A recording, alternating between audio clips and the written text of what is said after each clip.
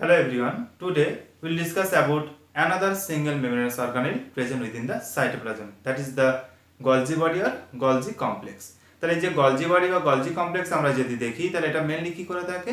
তাহলে mainly associated with the secretory and packaging function of the cell and controls many others function. অর্থাৎ আমাদের Golgi bodyটা কোষের mainly ক্ষরণ পদ্ধতি বা ক্ষরণ কাজের সঙ্গে যুক্ত এবং এটা অন্যান্য কাজও নিয়ন্ত্রণ করবে। তাহলে আমরা সেই ফাংশনের মধ্যে ভিডিও শেষে সেইগুলো দেখব। তাহলে আমরা প্রথমে গলজি বডির বেসিক ইনফরমেশনটা দেখে নিই, তারপর তার আউটলাইন স্ট্রাকচার আমরা ডিসকাস করব, তারপরে আমরা ফাংশনে আসব। So our today's topic is Golgi body. তাহলে আমরা আজকে Golgi বডি নিয়ে ডিসকাস করব। তাহলে এটা হচ্ছে সিঙ্গেল মেমব্রেনাস একটা অর্গানেল। তাহলে আমরা প্রথমে যদি দেখি যে আমাদের Golgi বডির মরফোলজিক্যাল স্ট্রাকচার দিয়েছিলেন, মরফোলজিক্যাল স্ট্রাকচার যিনি দিয়েছিলেন তিনি হচ্ছেন আমাদের ক্যামিলো গলগি। সেই জন্য আমাদের এই অর্গানিজটাকে আমরা কি নাম দিয়েছি? গলজি বডি আর গলজি কমপ্লেক্স আর গলজি অ্যাপারেটাস যেটাই বলি। তাহলে সেটা কিন্তু ক্যামিলো গলগি প্রথম মরফোলজিক্যাল স্ট্রাকচারটা দিয়েছিলেন গলজি বডি সেই জন্য। এবং একদম ফার্স্ট অবজারভেশন যিনি করেছিলেন, অবজার্ভড বাই, যদি আমরা দেখি তাহলে জর্জ। তাহলে একদম ফার্স্ট অবজার্ভ করেছিলেন কিন্তু আমাদের জর্জ, এবং তারপরে মরফোলজিক্যাল স্ট্রাকচারটা দিয়েছিলেন আমাদের ক্যামিলো গলগি। কোথা থেকে? তাহলে তিনি দিয়েছিলেন বাই অবজারভেশন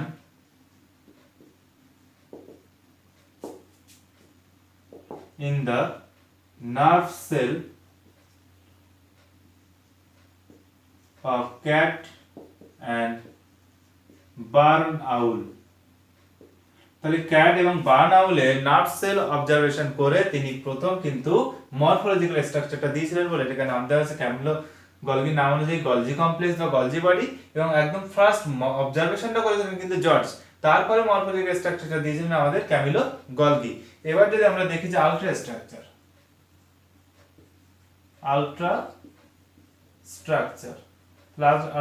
কে দিয়েছিলেন যদি দেখা যায় সেটা হচ্ছে আমাদের সায়েন্টিস্ট ডাল্টন। তাহলে আমরা ডাল্টনের নাম অনুযায়ী আমরা কিন্তু গলজি বডিকে আরো কি বলে থাকি? তাহলে আমরা ওই জন্য এটাকে বলে থাকি ডাল্টন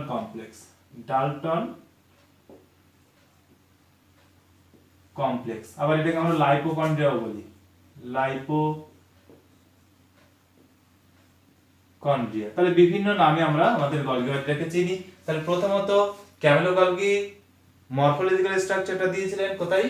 ক্যাট এবং বার্ন আউলের নার্ভ সেল অবজারভেশন করে, সেই জন্য আমরা এটাকে বলেছি কি গলজি বডি। এবং প্রথম অবজারভেশন করেছিলেন জর্জ। এবং আলট্রা স্ট্রাকচার বা যেটাকে আমরা ইলেকট্রন মাইক্রোস্কোপিক স্ট্রাকচার বলে থাকি, আণবিক গঠন, তাহলে সেটা দিয়েছিলেন কিন্তু আমাদের ডাল্টন।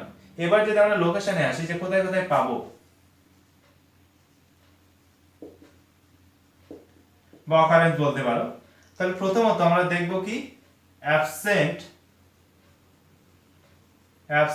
In prokaryotic sell. তাহলে আমরা ব্যাকটেরিয়া, মাইকোপ্লাজমা, ব্লু গ্রিন অ্যালগে এগুলোতে আমরা পাবো না, অর্থাৎ প্রোক্যারিওটের ক্ষেত্রে আমরা পাবো না। তারপরে যদি দেখা যায় প্রেজেন্ট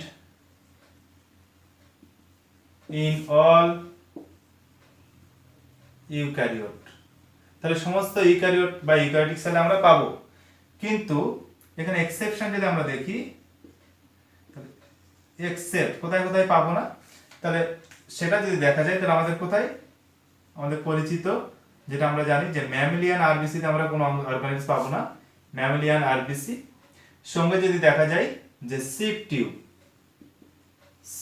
টিউব মানে সিপনল, আমাদের ফ্লোয়েমের যে উপাদান, তাহলে সেখানে সিপ টিউব বা সিপনল যে কোষ থাকে অফ প্লান্ট আমরা লিখে দিয়েছি, তাহলে প্লান্টের সিপনল আমরা পাবো না। এবং যদি দেখা যায় sperm of bryophyte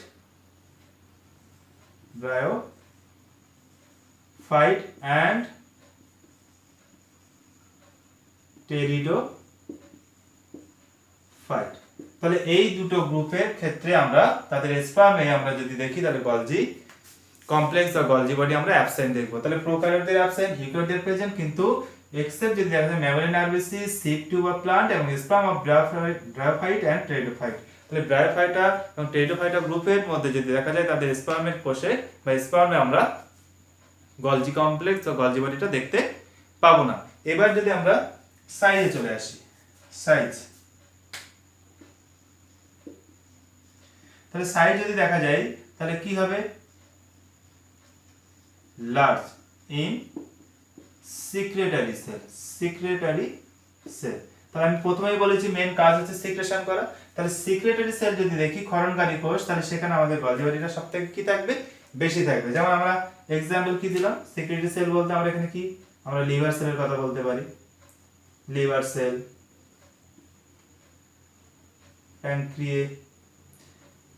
pancreatic sell. তাহলে প্যানক্রিয়াসের কোষ বা লিভার কোষ সেখানে যদি দেখা যায় তাহলে তারা সবথেকে বেশি ক্ষরণ করে, তাহলে সেটা এনজাইম হোক বা আদার্স কোনো সাবস্টেন্স, তাহলে সবথেকে বেশি ক্ষরণ হয় কোথায়, লিভার সেল, প্যানক্রিয়াস, এইগুলোতে। তাহলে এরকম সিক্রেটারি সেল যত হবে সেখানে আমাদের লার্জ সাইজে থাকবে, এবং যেখানে সিক্রেশনের প্রয়োজন হবে না তাহলে সেখানে কি হবে, ছোট হবে। তাহলে আমরা কি দেখব, smaller in non secretory cell. তাহলে নন সিক্রেটরি সেল যদি দেখা যায় তাহলে সেখানে কি হবে, আমাদের ছোট হবে। যেমন আমরা বললাম যে মাসেল সেল, তাহলে আমাদের পেশি কোষে সিক্রেশন তেমন দেখা যায় না, সেই জন্য নন সিক্রেটরি সেল, মাসেল সেল। তাহলে সেখানে কি হবে, আমাদের গলজি অ্যাপারেটাসটা সবথেকে ছোট সাইজের হবে। তাহলে বড় হবে না ছোট হবে সেটা ডিপেন্ড করছে কোষের সিক্রেটরি ফাংশন কতটা পরিমাণে রিকোয়ারমেন্ট আছে বা তার কতটা সিক্রেশন দরকার, সেই হিসেবে সিক্রেটরি সেলে তাহলে কি হবে, সবথেকে লার্জ সাইজের হবে, এবং নন সিক্রেটরি সেল যদি হয় সেখানে কি হবে, স্মল সাইজের হবে। এবার আমরা একটা টার্ম যদি দেখে নিই, যে আমরা বললাম ডিকটায়োজোম, ডিকটায়োজোম বা ডিকটিওজোম যেটাই বলা হবে। তাহলে আমরা ডিকটিওজোমের কথা যদি বলি তাহলে আমরা কি, যে আমাদের গলজি কমপ্লেক্স বা Golgi body of plant sell, তাহলে আমরা ডিকটোজোম বলে থাকি কাদের ক্ষেত্রে, উদ্ভিদ কোষের গলগি বডিকে আমরা ডিকটোজোম বলি, এবং কারণ এদের ক্ষেত্রে গলগি বডিটা কি থাকে, স্ক্যাটার্ড কন্ডিশনে থাকে বা ডিফিউজড কন্ডিশনে থাকে, সেই জন্য। তো এবার আমরা চলে আসি নাম্বারে, নাম্বার। তাহলে নাম্বার যদি দেখা যায় তাহলে নরমালি কি হবে, 1, আমরা অ্যানিমাল সেলে যদি বলি,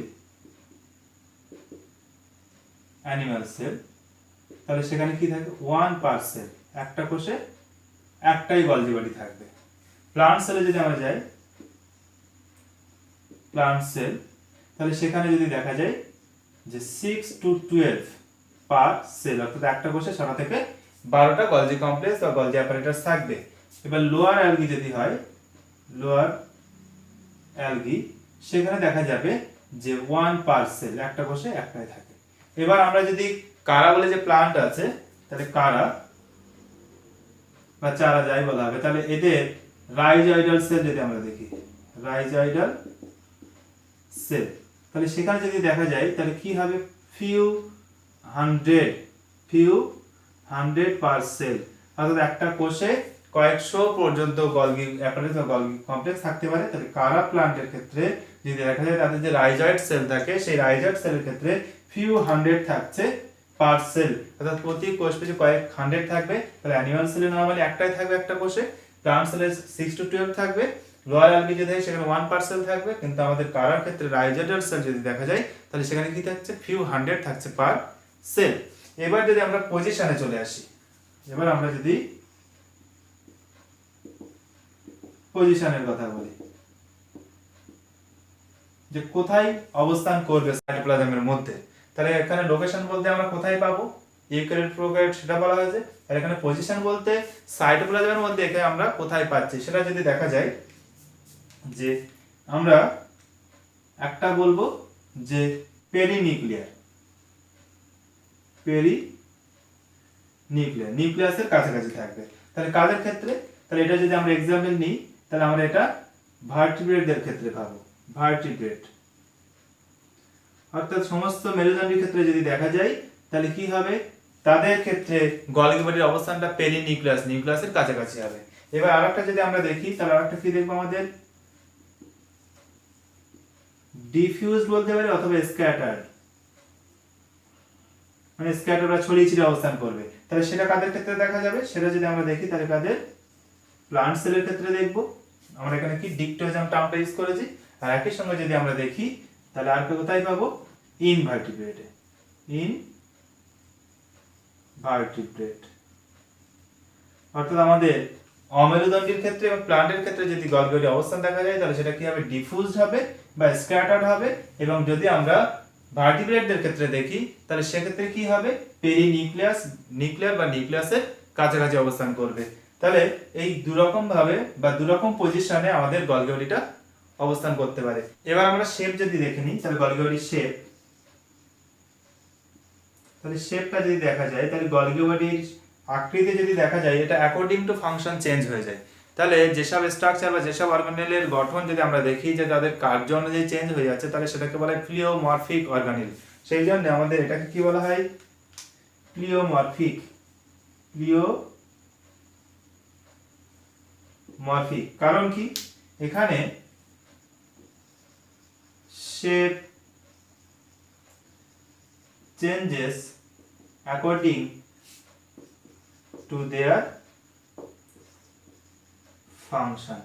তাহলে আমরা গলগি বডির ক্ষেত্রে যদি দেখা যায় তাহলে কি হচ্ছে, তাদের কাজ অনুযায়ী, তাদের যেমন কাজ থাকবে সেই হিসেবে তারা তাদের শেপ চেঞ্জ করেছে। আমরা যেমন ফাংশন ডিসকাশন করব সেখানে দেখা যাবে যে গলগি বডির শেপটা বিভিন্ন রকম হতে পারে, তাহলে অ্যাকর্ডিং টু দেয়ার ফাংশন, তাহলে তাদের কাজ অনুযায়ী নিজেদেরকে চেঞ্জ করতে পারে, সেই জন্য এটাকে বলা হয়েছে প্লিওমরফিক অর্গানিল। এবার যদি আমরা একটা টার্ম দেখি যে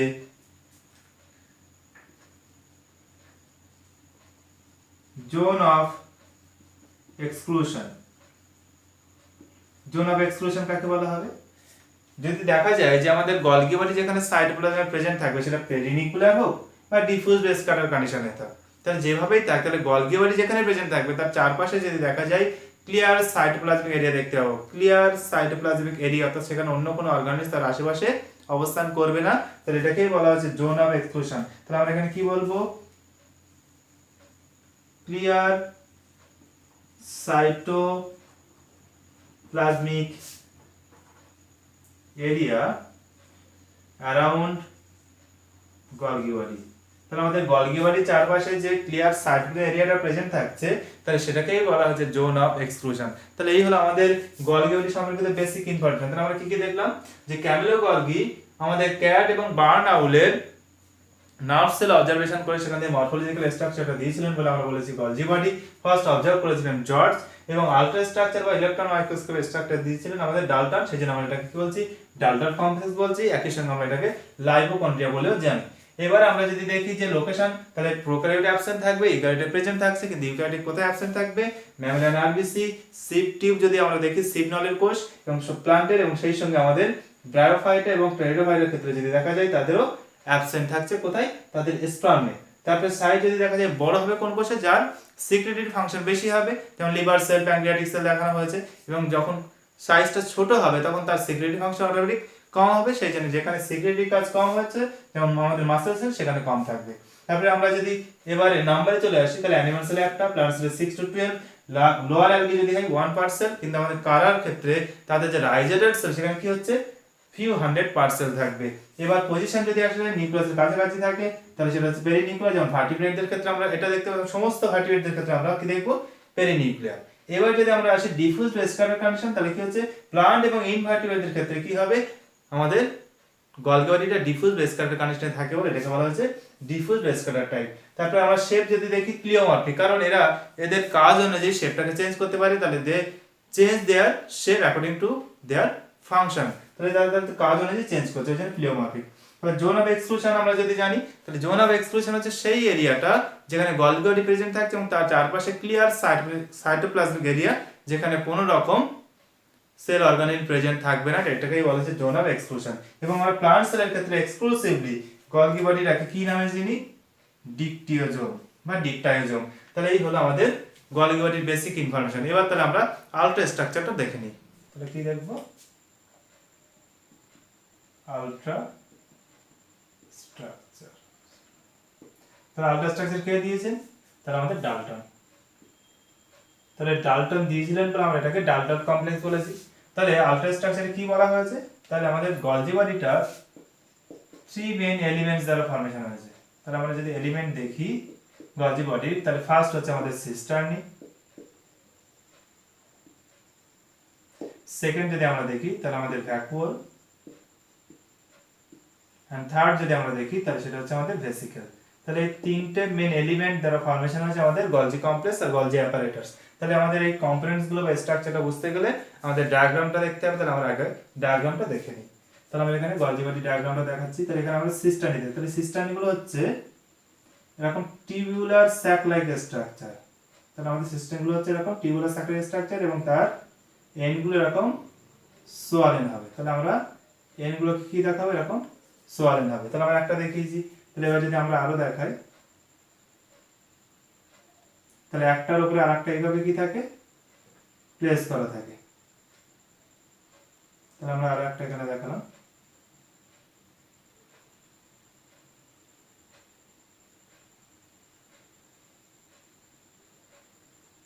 তাহলে এগুলো হচ্ছে এক একটা সিস্টেমই। তাহলে প্রত্যেকটা সিস্টেমই যদি দেখা যায় তাহলে তার কি হচ্ছে এরকম, তার স্লাইটলি বেন্ড, স্ট্রেট নয়। তাহলে টিউবুলার স্যাক লাইক স্ট্রাকচার, কিন্তু তার কি হবে, বেন্ড হবে। অর্থাৎ তার একটা কনকেভ সাইড থাকবে, একটা কনভেক্স সাইড থাকবে, অর্থাৎ উত্তল অবতল দিক থাকছে। এবং প্রত্যেকটা রেন কি আছে, এরকম সোয়ালেন, এবং সেখানে একটার উপরে আরেকটা কি আছে, আমাদের সেই সিস্টেমগুলো প্লেস করা আছে। তাহলে এই সিস্টেমগুলো মিলিতভাবে সিস্টেমের স্ট্রাক ফর্মেশন করছে। তাহলে আমরা যদি আরো একটা দেখাই,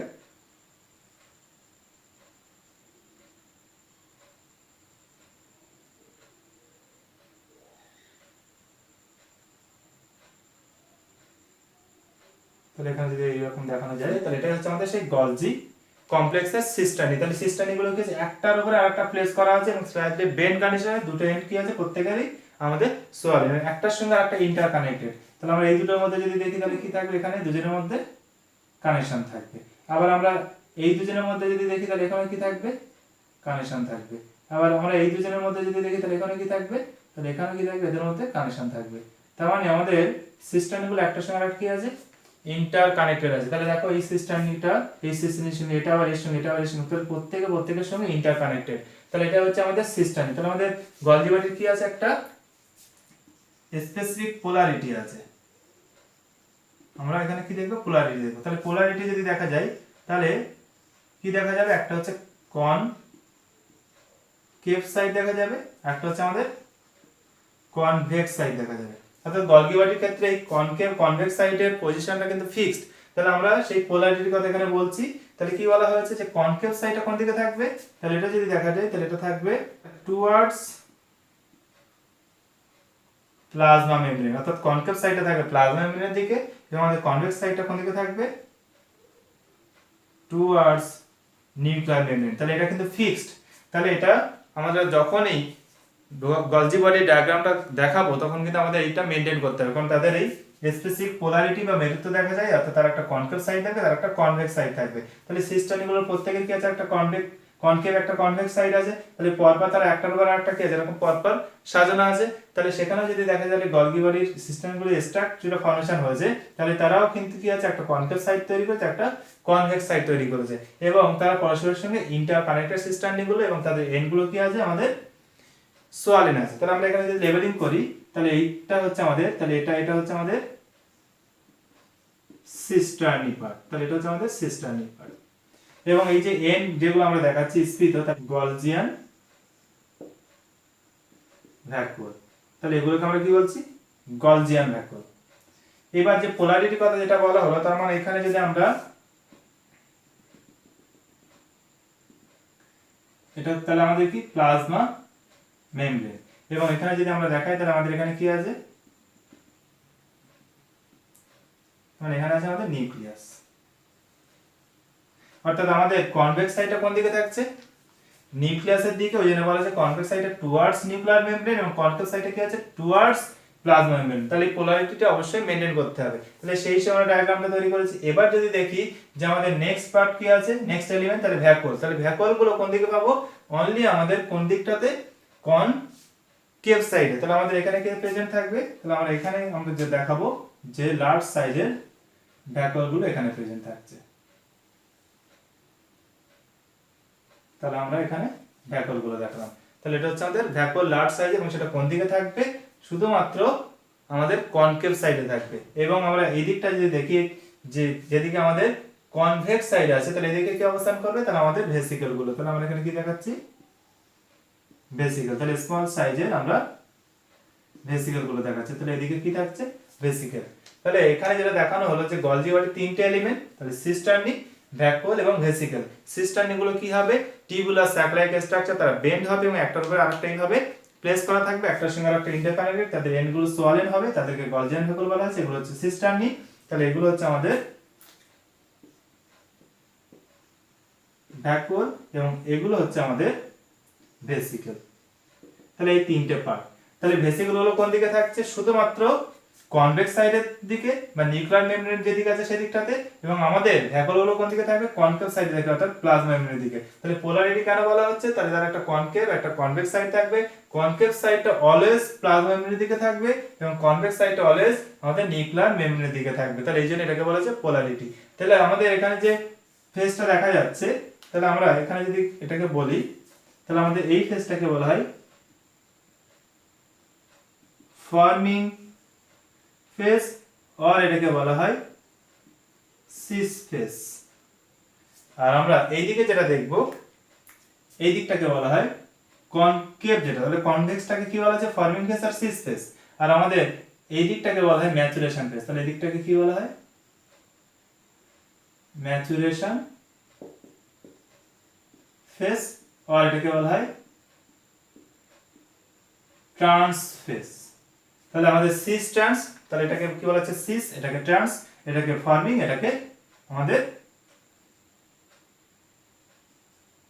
ফর্মিং, এটাকে বলা হচ্ছে ম্যাচুরেশন ফেজ। তাহলে আমরা এখানে যেটা দেখছি যে এই দিকটাকে বা কনভেক্স সাইডটাকে কি বলছি, ফর্মিং ফেজ, এবং কনকেভ সাইডটাকে কি বলছি, ম্যাচুরেশন ফেজ। তাহলে কেন এমন বলা হলো, তাহলে আমরা এখানে যে নিউক্লিয়ার মেমব্রেন বা নিউক্লিয়াসটাকে দেখিয়েছি, তাহলে এখান থেকে আমাদের কি ফর্মেশন হয়, যদি আমরা এইভাবে দেখাই, তাহলে এখান থেকে আমাদের এন্ডোপ্লাজমিক রেটিকুলাম। তাহলে এখানে কি আছে, এন্ডোপ্লাজমিক রেটিকুলাম। তাহলে এন্ডোপ্লাজমিক রেটিকুলামের কি থাকে, এখানে আমাদের ভেসিকেল থাকবে। তাহলে এখানে যদি দেখি আমরা কি আছে, ভেসিকেল। তাহলে কোন একটা প্রোডাক্ট যখন এখানে সিনথেসিস হবে, যদি আরইআর হয় প্রোটিন তৈরি হবে, যদি এসিআর হয় ফ্যাট তৈরি হবে। তাহলে প্রোটিন বা ফ্যাট যেটাই তৈরি হোক, তাহলে সেটা ভেসিকেলের মাধ্যমে কি হবে, ভেসিকেলের মধ্যে স্টোর হবে। তাহলে সিস্টার্নিগুলোর এন্ড কাট হয়ে এই ভেসিকেল ফর্মেশন হয়েছে। তাহলে এখান থেকে আমাদের এই সিস্টার্নি, এখান থেকে ইয়ারের সিস্টার্নি যেটা আছে, সেখান থেকে ভেসিকেল গুলো কোথায় চলে যাবে, গলগি বডির ফর্মিং ফেজে যাবে, অর্থাৎ সিস ফেজে যাবে। এবং সেখানে গিয়ে এই সেই ভেসিকেলটাই যদি আমরা কন্টিনিউ করি, এখানে ধরুন এই ভেসিকেলটা এটা, তাহলে এটা এখানে গিয়ে কি হবে, বাইন্ড করে যাবে। তাহলে এটা এইভাবে সংযুক্ত হয়ে যাবে। এর ভিতরে যে পার্টটা ছিল, সেটা প্রোটিন হোক, কার্বোহাইড্রেট হোক, ফ্যাট হোক, তাহলে সেটাকে কি করবে, এখানে ট্রান্সফার করে দিচ্ছে। এখান থেকে সেটা কি হবে, ধীরে ধীরে এইভাবে আমরা যদি দেখাই, তাহলে একটা থেকে আরেকটা সিস্টেমের মধ্যে যখন ট্রান্সফার হচ্ছে, তাহলে সেগুলো কি হবে, কনডেনসেশন হবে এবং ফাইনাল প্রোডাক্টটা ফর্মেশন হবে। অর্থাৎ এখানে কোন একটা প্রোডাক্ট যেটা তৈরি হলো, সেটা প্রসেসিং কার মধ্যে হলো, গলগি বডির মধ্যে। এবার তাহলে কোন দিক দিয়ে শুরু হলো, তাহলে এই ফেজ থেকে শুরু হয়েছে বা কনভেক্স সাইড থেকে শুরু হয়েছে বলে এটাকে বলা হয় ফর্মিং ফেজ। যেহেতু এখানে কোন একটা মেটেরিয়াল সেটা সিনথেসিস হওয়ার পরে ভেসিকেলের মাধ্যমে কোন ফেজে গিয়ে অ্যাড হচ্ছে, তাহলে সেটা আমাদের ফর্মিং ফেজে, সেই জন্য এটাকে বলা হয় ফর্মিং ফেজ বা সিস ফেজ। এবং এখান থেকে যখন গলগি বডির প্রোডাক্টটা ফাইনাল প্রোডাক্টে রূপান্তরিত হচ্ছে, তখন সেটা এরকম কন্ডেনসেশন হয়ে কোথায় গিয়ে জমা হবে, গলজিয়ান ভ্যাকুয়াল গুলোতে জমা হবে। এবং এখান থেকে এই গলজিয়ান ভ্যাকুয়ালটা যদি কেটে বেরিয়ে যায়, তখনই সেটা হয়ে যাবে কি, আমাদের ভ্যাকুয়াল, বা সেটাকে আমরা বলতে পারি প্রাইমারি লাইসোম। অর্থাৎ আমাদের গলজি বডি দেখব প্রাইমারি লাইসোম ফর্মেশনটাও করছে। তাহলে এখানে এই জন্য এটাকে বলা হয় ফার্মিং ফেজ। এখান থেকে ফাইনাল প্রোডাক্টটা প্যাকেজ হচ্ছে বলে এটাকে বলা হয়েছে আমাদের ম্যাচুরেশন ফেজ। তাহলে কেন আমাদের পোলারিটির কথা বলা হলো, তাহলে এখানে কনকেভ কনভেক্স সাইডটা ফিক্সড থাকবে। এবং এটাকে কেন ফার্মিং বলা হচ্ছে, কারণ কোনো একটা প্রোডাক্ট যখন ফর্মেশন হচ্ছে, সেটা ফার্মিং ফেজে গিয়ে অ্যাড হয় এবং তারপর সেটা গলজি বডির মধ্যে প্রসেসিং এর মাধ্যমে ফাইনাল প্রোডাক্ট তৈরি করছে কোন এন্ডে গিয়ে, আমাদের ম্যাচুরেশন ফেজে গিয়ে। সেই জন্য এদিকটাকে বলা হচ্ছে ম্যাচুরেশন ফেজ, যেহেতু এখানে ম্যাচিওর হচ্ছে কোনো একটা প্রোডাক্ট, এবং এখানে যেহেতু সেই প্রোডাক্টটার প্রসেসিং এর জন্য শুরু হচ্ছে বা ফর্মেশন হচ্ছে, সেই জন্য এটাকে বলা হচ্ছে ফর্মিং ফেজ। তাহলে এই জন্য গলজি বডির এই দুটো ফেজ থাকে। এবার যদি আমরা দেখি যে সিস্টার্নি, তাহলে নাম্বারটা যদি দেখা যায় সিস্টার্নির নাম্বার, তাহলে এটা কি হয়, তাহলে নাম্বার যদি আমরা দেখি সিস্টার্নির ক্ষেত্রে যে কটা থাকবে একটা কোষে, তাহলে সেটা ডিপেন্ড করছে যে 6 to 12 পার গলগি বডি। তাহলে এক একটা গলগি বডি পিছু কি থাকবে, 6টা থেকে 12টা থাকবে, অথবা 10 to 20 পার গলজি বডি, অর্থাৎ প্রতি গলজি বডি পিছু সিস্টানিন নাম্বারটা যদি আমরা দেখি তাহলে এখানে কি 6টা থেকে 12টা থাকতে পারে অথবা 10টা থেকে 20টা। তাহলে 6টা থেকে 12টা কাদের থাকবে? তাহলে এটা হচ্ছে আমাদের অ্যানিমাল, আর এটা হচ্ছে প্লান্ট। তাহলে আমরা কি বললাম যে এই যে সিস্টানিন গুলো পরপর আমরা এখানে দেখি যেখানে 4টে দেখানো হয়েছে, কিন্তু আমরা যদি একটা অ্যানিমাল সেলের কথা বলি তাহলে সেখানে গলগি বডির সংখ্যা একটা, কিন্তু সেই গলগি বডিতে সিস্টানিন সংখ্যা কতগুলো হবে? 6টা থেকে 12টা, মানে সংখ্যাই প্লান্ট সেলের থেকে কম। এবং এটা যদি প্লান্ট সেলের ক্ষেত্রে দেখাতাম সেক্ষেত্রে গলগি বডির সংখ্যা 6টা থেকে 12টা এবং এক একটা গলগি বডিতে সিস্টানিন সংখ্যা হচ্ছে 10টা থেকে 20টা। এবং আমাদের ভ্যাকুয়ালের কথা যেটা বলা হয়েছে এটা হচ্ছে লার্জ সাইজের হয়, এটা হচ্ছে আমাদের 600 অ্যাংস্ট্রম হবে, আর এটা হচ্ছে 50 to 500 অ্যাংস্ট্রম হয়ে থাকে। তাহলে এই যে ভ্যাকুয়াল গুলো সেটা শুধুমাত্র কোন ফেসে থাকবে? ম্যাচুরেশন ফেসে থাকবে। কারণ কি এই গলজিয়ান ভ্যাকুয়াল গুলো কেটেই তৈরি হচ্ছে এটা, সেই জন্য এটা অলওয়েজ কোন ফেসে থাকতে হবে? ম্যাচুরেশন ফেসেই থাকবে। এবং আমাদের ভেসিকল গুলো যেহেতু সিস্টান এন্ডোপ্লাজমিক রেটিকুলামে যে ভেসিকল আছে সেটা এখান থেকে কোনো একটা প্রোডাক্ট ট্রান্সপোর্ট করে কোথায় নিয়ে যাচ্ছে? গলগি বডির কনভেক্স সাইডে নিয়ে যাচ্ছে। ফলে এখান থেকে প্রসেসিং স্টার্ট হচ্ছে বলে এটাকে বলা হয়েছে ফর্মিং ফেস এবং অপরটাকে বলা হয়েছে ম্যাচুরিং ফেস। তাহলে এখান থেকে যে গলজিয়ান ভ্যাকুয়াল কেটে বেরিয়ে গেল ওটাকেই বলা হচ্ছে আমাদের গলজি বডির ভ্যাকুয়াল, এবং ওটাই আসলে হচ্ছে প্রাইমারি লাইসোজোম। অর্থাৎ প্রাইমারি লাইসোজোম ফর্মেশনটা কোথা থেকে হচ্ছে? গলজি বডি থেকে হচ্ছে। তাহলে এবারে আরেকটা বিষয় যদি দেখা যায় যে ইউনিসিস্টার্নাল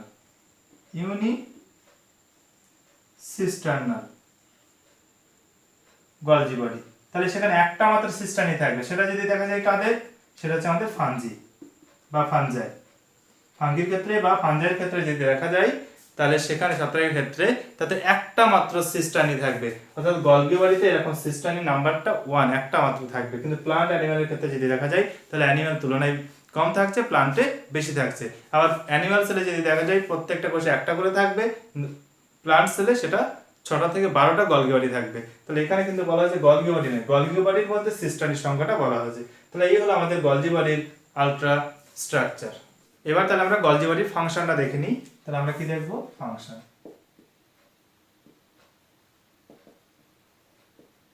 তাহলে ফাংশনটা যদি দেখা যায় তাহলে মেইন ফাংশন আমরা কি বলেছি? Secretory function and packaging. তাহলে আমরা এখানে ফার্স্ট ফাংশন কি দেখব? যে সিক্রেশন এন্ড প্যাকেজিং। তাহলে গলজি বডির মাধ্যমে কি কি সিক্রেশন হতে পারে বা প্যাকেজিং হতে পারে সেটা যদি আমরা একবার দেখি তাহলে এখানে কার্বোহাইড্রেট তার সিক্রেশন হতে পারে। কার্বোহাইড্রেটের মধ্যে আমরা বললাম যে পলিস্যাকারাইড।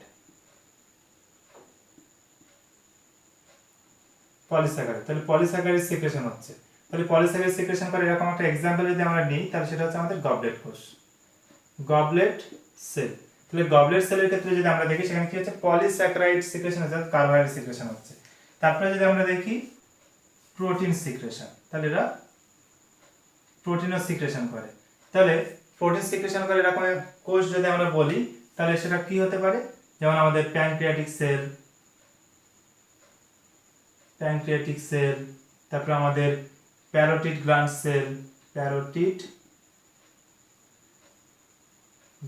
সেল বা আমাদের স্টোমাক সেল। তাহলে এই সেলগুলো থেকে কি খরিত হচ্ছে? এনজাইম। তাহলে এই এনজাইম তো প্রোটিন ধর্মী। তাহলে কি হচ্ছে? প্যানক্রিয়াটিক সেল, তারপরে হচ্ছে আমাদের parotid gland cell, stomach cell. তাহলে এখান থেকে প্যানক্রিয়াটিক সেল থেকে আমরা এনজাইম পাচ্ছি বিভিন্ন, তারপরে প্যারোটিড গ্ল্যান্ড সেল থেকে আমরা টায়ালিন পাচ্ছি, স্টোমাক থেকে আমরা পেপসিন পাচ্ছি। তাহলে এরকম বিভিন্ন যে উপাদানগুলো পাচ্ছি বা এনজাইমগুলো পাচ্ছি সেগুলো আসলে কি? প্রোটিন ধর্মী। তাহলে তারা সিক্রেশন করছে কি তাদেরকে? তাহলে গলজি কমপ্লেক্স। অর্থাৎ এই কোষগুলোতে যে গলগি বডি রয়েছে তারাই এই এনজাইমগুলোর প্যাকেজিং এবং সিক্রেশনটা করে থাকে। অর্থাৎ প্রোটিন সিক্রেশনের কাজ হচ্ছে গলজি বডির, কার্বোহাইড্রেট সিক্রেশনের কাজ গলজি বডি। যেমন আমরা एग्जांपल দিলাম পলিস্যাকারাইড সিক্রেশন করে কোথায়? আমাদের গবলেট কোষের ক্ষেত্রে। আবার যদি আমরা দেখি যেটা হরমোন সিক্রেশনও করে। আর কি করে? হরমোন। তাহলে হরমোন সিক্রেশন যদি আমরা দেখি তাহলে আমরা বলতে পারি থাইরয়েড গ্ল্যান্ড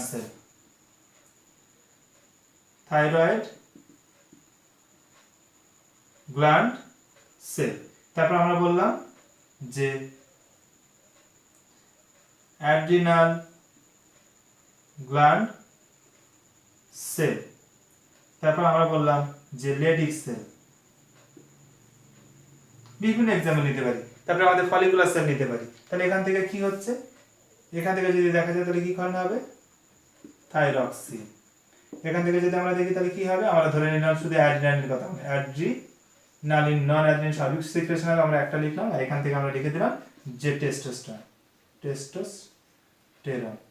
তাহলে এই হরমোনগুলোর সিক্রেশন যেটা হচ্ছে, তাহলে হরমোনগুলো আবার দেখো ফ্যাট বা লিপিড ধর্মী, তার মানে লিপিড সিক্রেশনও করছে, বা আমরা সেটা না বলে বলছি এখানে আমরা হরমোন দিয়ে বলছি। তাহলে এই হরমোনগুলোর সিক্রেশনও কে করছে, তার মানে গলজি বডি। তার মানে আমাদের এই গ্রন্থিগুলোর কোষে যদি দেখা যায় অথবা ওই গ্ল্যান্ডগুলোর সেলে যদি দেখা যায় তাহলে গলজি বডি থাকবে, এবং সেই গলজি বডির যেহেতু সিক্রেটারি সেল, তাহলে ওদের ক্ষেত্রে লার্জ সাইজের গলজি বডি থাকবে, তাদের মেইন ফাংশন হবে সিক্রেশন করা। তাহলে এখানে কি সিক্রেশন করছে, তাহলে হরমোন সিক্রেশন করছে। অর্থাৎ গলজি বডির সিক্রেটারি ফাংশন সবথেকে বেশি, যেমন আমরা দেখছি কোথায়, কার্বোহাইড্রেট হতে পারে, প্রোটিন হতে পারে, হরমোন হতে পারে, বা আমাদের লিপিড হতে পারে, তাহলে সেগুলোর সিক্রেশন করে থাকে আমাদের গলজি কমপ্লেক্স বা গলজি বডি। ওই জন্য গলজি বডির মেইন ফাংশন বলা হয়েছে যে সিক্রেটারি ফাংশন। তাহলে এবার আমরা এই ফাংশন ছাড়া আর কি কি ফাংশন দেখব।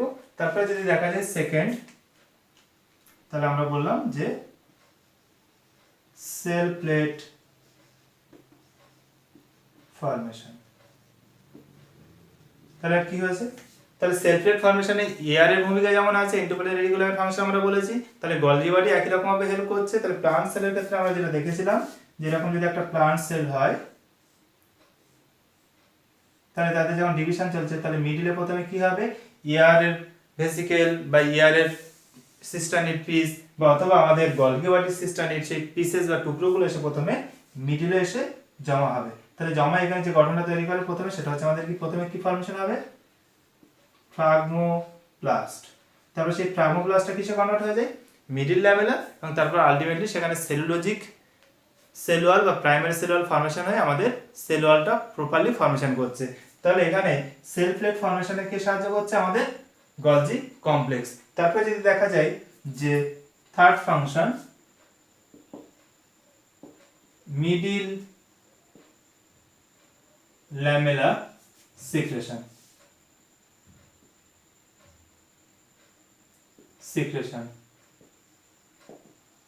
তাহলে মিডিল ল্যামেলার সিক্রেশন। তাহলে মিডিল ল্যামেলার সিক্রেশন কি, যে এই যে আমরা বললাম সেল প্লেট ফর্মেশনের সময় গলজি বডি বা ইয়ারের পিসগুলো সেখানে জমা হচ্ছে, জমা হয়ে তারা ফ্রাগমোপ্লাস্ট তৈরি করে, ফ্রাগমোপ্লাস্টটায় কি হয়, সেখানে মিডিল লেভেলের কনভার্ট, প্রথমে সেল প্লেট ফর্মেশন করে সেখান থেকে মিডিল লেভেলে ফর্মেশন হবে। তাহলে মিডিল লেভেলে ফর্মেশনের সময় কি সেখানে সিক্রেট হয়, তাহলে আমরা যদি দেখি ক্যালসিয়াম, ম্যাগনেসিয়াম, পেকটেট। তাহলে সেই পেকটিক ম্যাটেরিয়ালটা সিক্রেশন কে করবে, আমাদের গলজি বডি। তাহলে মিডিল লেভেলে যেটা ফর্মেশন হয় তার উপাদান যদি দেখা যায়, তাহলে ক্যালসিয়াম, ম্যাগনেসিয়াম, পেকটেট। তাহলে সেই ক্যালসিয়াম, ম্যাগনেসিয়াম, পেকটেটটা কে সিক্রেশন করলো, আমাদের গলজি বডি সেল প্লেট ফর্মেশনও করলো, একই সঙ্গে সেটাকে মিডিল লেভেলে কনভার্ট করলো কিভাবে, সেখানে ক্যালসিয়াম, ম্যাগনেসিয়াম, পেকটেট সিক্রেশনের মাধ্যমে। তাহলে এই ক্ষরণটা কে করলো, তাহলে আমাদের গলজি বডি। যেমন আমরা কি বলতে পারি, মিডিল লেভেলে ফর্মেশনেও সাহায্য করছে, বা মিডিল লেভেলে যে সিক্রেশন সেটার জন্য সাহায্য করছে। তারপরে যদি আমরা ফোর্থ দেখি, ফোর্থ ফাংশন, তাহলে আমরা বলবো যে ভাইটেলোজেনেসিস।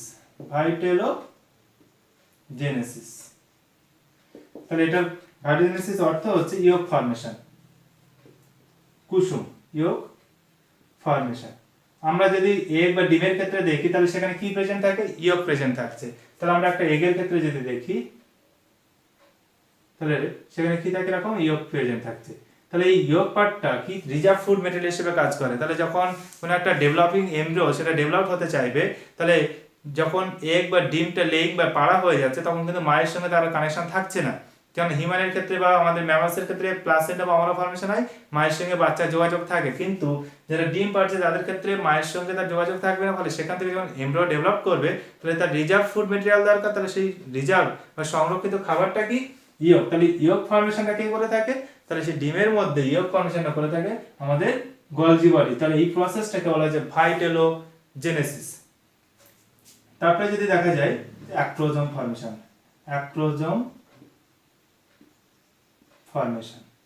তাহলে অ্যাক্রোজোম যেটা, সেটা হচ্ছে আমাদের স্পার্মে প্রেজেন্ট থাকে, স্পার্মের হেডে। তাহলে সে কি ক্ষরণ করে, স্পার্ম লাইসিন।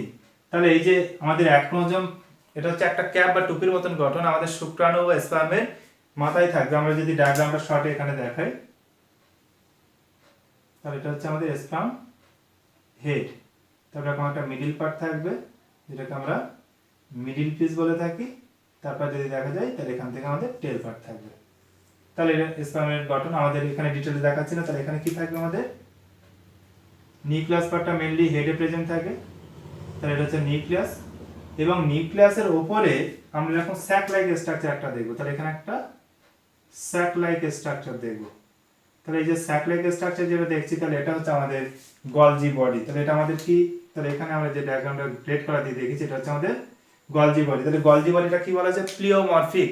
তাহলে সে তার কাজ অনুযায়ী তার কি করতে পারে, শেপ চেঞ্জ করতে পারে। তাহলে এখানে কি আছে, গলজি বডিটা দেখো ক্যাপ লাইক বা টুপির মতন গঠন তৈরি করেছে এবং এই গলজি বডিটা যে টুপির মতন গঠন তৈরি করেছে তার নাম বলা হয় যে অ্যাক্রোমোজোম। তাহলে স্পার্মের ক্ষেত্রে সেটাকে আমরা নাম দিচ্ছি কি, অ্যাক্রোমোজোম। এবং এখানে কি আছে, স্পার্ম লাইসিন। তাহলে স্পার্ম লাইসিনের সাথে কি করবে, তাহলে আমাদের ডিম্বাণু যেটা হয়, তাহলে ডিম্বাণু এটা হচ্ছে আমাদের ওভাম। তাহলে ডিম্বাণুর বাইরে এরকম অনেক সেল লেয়ার থাকে। তাহলে ডিম্বাণুর বাইরে এরকম সেল লেয়ার থাকে। তাহলে সেই সেল লেয়ারকে কি করবে, ব্রেক করবে, ভেঙে দেবে। তাহলে সেটাকে ডিস্ট্রয় করে তার নিউক্লিয়াসটাকে ডিম্বাণুর মধ্যে এন্ট্রি করাবে। তাহলে এই যে শুক্রাণুর এই যে অ্যাক্রোমোজোম তার মধ্যে কি থাকছে, স্পার্ম লাইসিন এনজাইম থাকতে সেটাকে আমাদের ডিম্বাণুর উপরে, তাহলে এটা হচ্ছে আমাদের ওভাম আর এটা হচ্ছে আমাদের স্পার্ম। তাহলে সেই ডিম্বাণুর উপরে সেই এনজাইমটাকে দিয়ে কি করবে, এখানে আমাদের ছিদ্র বা পোর তৈরি করবে, সেটার সাহায্যে নিউক্লিয়াসটাকে এর মধ্যে এন্ট্রি করবে। তাহলে সেটাই হচ্ছে আমাদের অ্যাক্রোজোমের ফাংশন। তাহলে সেটা আসলে অ্যাক্রোজোম হলো আসলে কি, সে হচ্ছে গলজি বডির একটা মডিফিকেশন। তাহলে গলজি বডির শেপ চেঞ্জ করেছে। তাহলে যে ফাংশনই করুক তাহলে সেটা ডিম্বাণুকে নিষিক্তকরণের জন্য সেই প্রসেস অ্যাপ্লাই করছে, কিন্তু সেখানে আসলে গলজি বডির মডিফিকেশন, সেটাকে আমরা অ্যাক্রোজোম বলছি। তারপরে যদি দেখা যায় 6, এটা GERL সিস্টেম ফরমেশন করে, GERL সিস্টেম।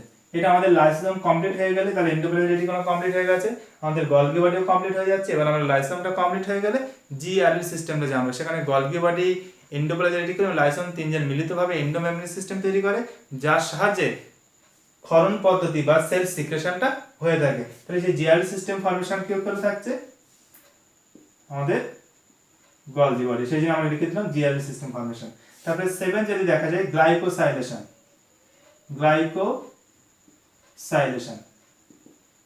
গ্লাইকোসাইলেশন মানে হচ্ছে addition of carbohydrate to protein or fat। তাহলে গ্লাইকোসাইলেশন কথার অর্থ হচ্ছে, গ্লাইকো মানে কার্বোহাইড্রেট বোঝাচ্ছে, তাহলে গ্লাইকোসাইলেশন মানে হচ্ছে কার্বোহাইড্রেট মলিকুল অ্যাড হবে কার সঙ্গে, প্রোটিন আর ফ্যাটের সঙ্গে। এবং এখানে যে কার্বোহাইড্রেট মলিকুলটার কথা বলা হচ্ছে সেটা অবশ্যই অলিগোস্যাকারাইড। তাহলে আমরা যদি দেখি এখানে যে আমরা লিখলাম protein plus oligosaccharide, protein plus oligosaccharide. তাহলে এখানে কি তৈরি হবে, এটা যদি আমরা দেখি তাহলে এটাকে বলা হবে গ্লাইকোপ্রোটিন বলা হবে। তাহলে আমরা গ্লাইকোপ্রোটিন, গ্লাইকোলিপিড শুনে এসেছি। আবার যদি আমরা দেখি যে আমাদের লিপিড প্লাস অলিগোস্যাকারাইড, তাহলে অলিগোস্যাকারাইডটা অবশ্যই কার্বোহাইড্রেট। তাহলে এটা হচ্ছে শর্ট চেইন অফ কার্বোহাইড্রেট, সেজন্য অলিগোস্যাকারাইড বলা হয়েছে। তাহলে অলিগোস্যাকারাইড। তাহলে এখানে কি হবে, গ্লাইকোলিপিড। আমরা যখন সেল মেমব্রেন পড়েছিলাম, তাহলে সেল মেমব্রেনের যে লেয়ারটা যখন দেখানো হয়েছিল এরকম ভাবে, তাহলে এটা ছিল আমাদের লিপিডের লেয়ার। আমরা আরো একটা লেয়ার যদি দেখাই এরকম হবে, তাহলে লিপিড বাই লেয়ার ফর্মেশন হয়ে গেল। এবং এখানে এক্সট্রিনসিক, ইন্ট্রিনসিক বিভিন্ন প্রোটিন ছিল। তাহলে আমরা এখানে দেখিয়েছি এরকম বিভিন্ন, তাহলে এক্সট্রিনসিক প্রোটিন ছিল, তারপরে এখানে ইন্ট্রিনসিক প্রোটিন ছিল, তাহলে এরকম পেরিফেরাল প্রোটিন এপারে আছে, বোথ সাইডে প্রেজেন্ট থাকবে। এবং আমরা এখানে যেটা দেখিয়েছিলাম যে কার্বোহাইড্রেট হচ্ছে আমাদের প্রোটিনের সঙ্গে যুক্ত থাকছিল, তাহলে সেটাকে বলা হয়েছিল গ্লাইকোপ্রোটিন। তাহলে সেটা অবশ্যই oligosaccharide, short chain of carbohydrate কার সঙ্গে যুক্ত হচ্ছে, প্রোটিন, এবং লিপিডের সঙ্গে অলিগোস্যাকারাইড যুক্ত হচ্ছে, অর্থাৎ গ্লাইকোলিপিড তৈরি হবে। তাহলে এখানে লিপিডের সঙ্গে যুক্ত হচ্ছে, সেটাকে বলা হয় গ্লাইকোলিপিড। তাহলে এই যে গ্লাইকোপ্রোটিন, গ্লাইকোলিপিড ফর্মেশন, অর্থাৎ এই যে গ্লাইকোসাইলেশন প্রসেসের মাধ্যমে এটা সম্ভব হয়েছে।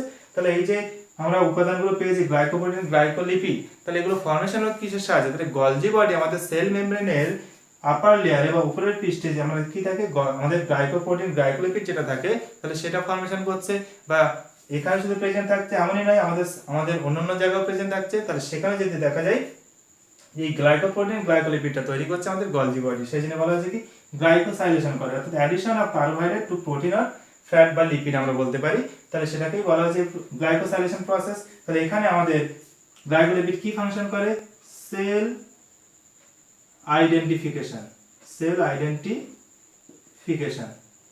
আমরা অর্গান ট্রান্সপ্লান্টেশন অনেক সময় বলি যে ম্যাচিং হচ্ছে না, তাহলে সেখানে কি হয়, প্রত্যেকটা জীবদেহের তাদের কোষের গ্লাইকোপ্রোটিনের টাইপসটা আলাদা। আমার বডিতে প্রত্যেকটা কোষের উপরে যে গ্লাইকোপ্রোটিন আছে, অপর একজন ব্যক্তি যদি দেখা যায় তার শরীরের প্রত্যেকটা কোষের সারফেসে যে গ্লাইকোপ্রোটিন আছে তাদের টাইপস কিন্তু আলাদা, তাহলে আমার সঙ্গে তার ডিফারেন্স থাকবে, সেই জন্য এটাকে বলা হয় সেল আইডেন্টিফিকেশনে হেল্প করে। এটা যদি আমরা দেখি গ্লাইকোপ্রোটিন লেয়ারটা সবসময় কি করে, প্রোটেকশন করে, প্রোটেকশন। তাহলে আমরা এখানে গলগি বডির ফাংশন সব দেখে নিলাম, মেন ফাংশন যেগুলো সেগুলো। তাহলে এখানে ফার্স্ট প্রাইমারি ফাংশন কি, সিক্রেশন আর প্যাকেজিং। তাহলে সেখানে কার্বোহাইড্রেট সিক্রেশন হতে পারে, প্রোটিন, হরমোন সবকিছু। তাহলে আমরা এখানে একটা एग्जांपल দিলাম যে পলিস্যাকারাইড সিক্রেশন আমরা দেখালাম, তাহলে সেটা অবশ্যই কার্বোহাইড্রেট কোন কোষ করে থাকে, গবলেট কোষ। তারপরে আমরা বললাম যে প্রোটিন সিক্রেশন করে, তাহলে আমরা বিভিন্ন এনজাইম সিক্রেশন যদি দেখাই, তাহলে যে কোষ থেকে আমাদের শরীরে যেখান থেকে আমাদের এনজাইম সিক্রেশন হচ্ছে, অর্থাৎ প্রত্যেকটা কোষের মধ্যে কি আছে, গলজি কমপ্লেক্স আছে। যেমন আমরা প্যানক্রিয়াটিক সেল বললাম, সেখান থেকে আমাদের বিভিন্ন এনজাইমগুলো চলে আসবে, ট্রিপসিন, কাইমোট্রিপসিন এগুলো। তারপরে যদি দেখা যায় আমাদের প্যারোটিড গ্ল্যান্ড, সেখান থেকে টাইলিন চলে আসছে, সেটাও প্রোটিন ধর্মী, তাহলে সেটাও গলজি বডি সিক্রেশন করছে। স্টোমাক সেল যদি বলা হয়, সেখান থেকে আমাদের পেপসিন এনজাইম আসছে, তাহলে এই যে পেপসিন এনজাইম যেটা আমরা পাচ্ছি সেটাও কি পাবো, তাহলে প্রোটিন ধর্মী। তাহলে কি ভাবে পাচ্ছি, গলগি বডি সিক্রেশন করছে বলেই পাচ্ছি। অর্থাৎ এখানে আমরা যা কিছু দেখছি তাহলে সেটা আসলে গলগি বডি সিক্রেশন পদ্ধতির মাধ্যমে হচ্ছে। হরমোন সিক্রেশন যদি আমরা দেখি, তাহলে আমাদের যে কোনো এন্ডোক্রাইন গ্ল্যান্ডের কথা বলি, আমরা এখানে থাইরয়েড গ্ল্যান্ডের एग्जांपल নিয়েছি, অ্যাড্রিনাল গ্ল্যান্ডের एग्जांपल নিয়েছি, লেডিক্স এর एग्जांपल নিয়েছি। তাহলে যে কোনো অ্যাড্রিনাল গ্ল্যান্ডের আমরা एग्जांपल নিচ্ছি, তাহলে সেখান থেকে আমরা কি পাবো, সবসময় হরমোন পাবো, কখনো বা থাইরক্সিন, কখনো অ্যাড্রিনাল, কখনো বা টেস্টোস্টেরন, কখনো বা প্রোজেস্টেরন। তাহলে যখনই আমরা হরমোন পাচ্ছি, তাহলে সেই কোষগুলোতে অবশ্যই কি আছে, গলজি বডি আছে বলেই গলজি বডির কাজ কি, সিক্রেশন করা, তাহলে সেই ক্ষরণটা কিন্তু সে করাচ্ছে। তৈরি বা ফরমেশনটা হচ্ছে হয়তো আমাদের সেই জিনে, নিউক্লিয়াসের মধ্যে যে জিন থাকবে সেই জিনের মাধ্যমে, সেখানে ট্রান্সক্রিপশন পদ্ধতির মাধ্যমে সেই প্রোটিন বা হরমোনটা তৈরি হচ্ছে। তাহলে যখন তৈরি হচ্ছে তার সিক্রেশনের জন্য দায়ী কে, তাহলে সিক্রেশন করছে কিন্তু আমাদের গলজি বডি, ওই জন্য মেইন ফাংশন বলা হচ্ছে সিক্রেশন। সেই সঙ্গে বলা হচ্ছে সেল প্লেট ফর্মেশন। তাহলে আমাদের ইয়ারবি ফাংশন যেমন দেখেছি, একই রকম গলজি বডিও কি করে, যখন সাইটোকাইনেসিস প্লান্ট সেলে চলে, তাহলে মিডিলে প্রথমে গলগি বডি আর ইয়ারের টুকরোগুলো জমা হয়, সেটা হচ্ছে ফ্রাগোপ্লাস্ট। ফ্রাগোপ্লাস্টটা চেঞ্জ হয়ে কিসে কনভার্ট হয়ে যায়, সেল প্লেটটা ফর্মেশন হওয়ার পরে, তাহলে সেল প্লেট ফর্মেশনে গলগি বডি সাহায্য করছে। সেল প্লেট যখন ফর্মেশন হয়ে গেল, তারপর যদি আমরা দেখি, তাহলে সেখানে মিডিল লেভেলে ফর্মেশন হয়। তাহলে মিডিল লেভেলের উপাদান আমরা দেখেছি ক্যালসিয়াম, ম্যাগনেসিয়াম, পেকটেট।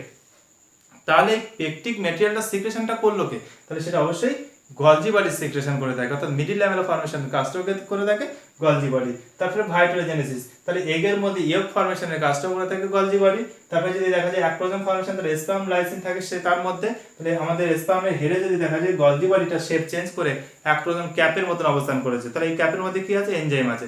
তাহলে এটা হচ্ছে আমাদের শেপ চেঞ্জ করেছে কাজের জন্য, সেটা হচ্ছে প্লিওমার্ফিক ওই জন্য। আর এই এনজাইমের সাথে কি করে, ডিম্বাণুর এখানে ছিদ্র তৈরি করে এর মধ্যে নিউক্লিয়াসটা দিয়ে দেয়, অর্থাৎ নিষিক্তকরণের জন্য এই ব্যবস্থাটা করা আছে। তো আমাদের অ্যাক্রোজোম ক্যাপ শুক্রাণুর হেড বা মাথায় যেটা প্রেজেন্ট থাকছে, সেটা তাহলে কি করছে, স্পার্ম লাইসিন সিক্রেশন করে শুক্রাণুর নিউক্লিয়াসটাকে ডিম্বাণুর নিউক্লিয়াসের মধ্যে দেওয়ার প্রচেষ্টা চালাচ্ছে, তাহলে সেটাই হচ্ছে অ্যাক্রোজোম ক্যাপ। এবার জিআরবি সিস্টেম ফর্মেশন করবে, এটা আমরা বললাম যে আলাদা করে ডিসকাস করব যখন আমাদের লাইসোমটা কমপ্লিট হয়ে যাবে। গ্লাইকোসাইলেশন মানে হচ্ছে কার্বোহাইড্রেট অ্যাড করতে হবে প্রোটিন বা ফ্যাটের সঙ্গে, তাহলে সেটাকে বলা হচ্ছে গ্লাইকোসাইলেশন।